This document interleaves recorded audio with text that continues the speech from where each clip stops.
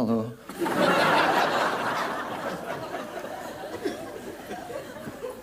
Well, what sort of culture have you had?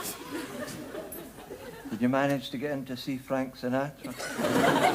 I'm not asking if you bought tickets. I'm asking if Ephesia wanted to see Pavarotti and Frank Sinatra, so we had to get a bridging loan. We, of course, had our own parish of culture festivities.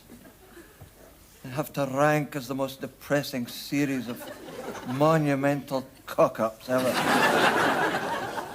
Really quite cheered me up.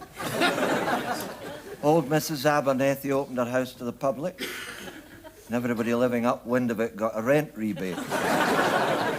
Not saying the house is dirty, but I happen to know that the cockroaches have formed their own housing association. Mind you, she's a poor old soul. 6 months ago, I discovered she had no clothes to wear. Imagine having to go about the house every day with no clothes. I, of course, have been visiting her regularly.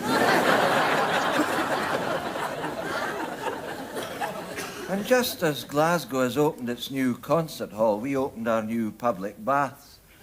Originally, they'd asked a member of the Motherwell District Council to perform the opening ceremony, but he was in Japan. And a fact-finding mission, apparently. Though I can't see there being much call for geishas in Motherwell. To be fair, I gather he hadn't wanted to make the trip. It was just that he couldn't say no, since he doesn't speak Japanese. Which is surprising, considering he's been there 7 times already. Anyway, I was asked to open the baths in his stead. We had a glass of tepid iron brew in the town hall. Then we walked to the site, and as we walked down the main street, I saw several houses with great notices in their windows saying, "No poll tax here." And I thought, you're bloody lucky.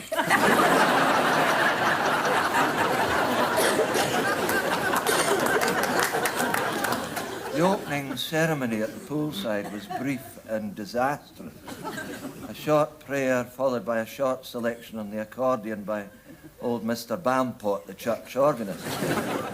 He got into an awful mess with Handel's water music. Fortunately, he had pills for that. Then Mrs. McCandlish, the coalman's wife, appeared in a bright red bikini with a hot flush to match. Jumped into the water and sank like a stone. Well, more like a large boulder, really. Completely out of her depth, she was. Apparently, the council hadn't been able to decide which end should be the shallow end, and had eventually compromised by having it in a separate building 2 streets away.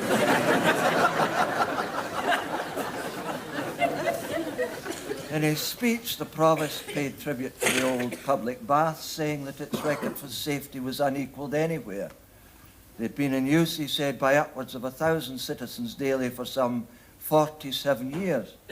And deaths from drowning had never exceeded 2.3% of any one person. And what was even more encouraging, it had nearly always been the same person who had been drowned. To complete the gala opening, a strenuous game of water polo was played between the Barlanach Brawlers and the Stob Hill Stranglers. No score will be announced till the next of kin have been informed. And now, a prayer. Oh, God, please, I pray.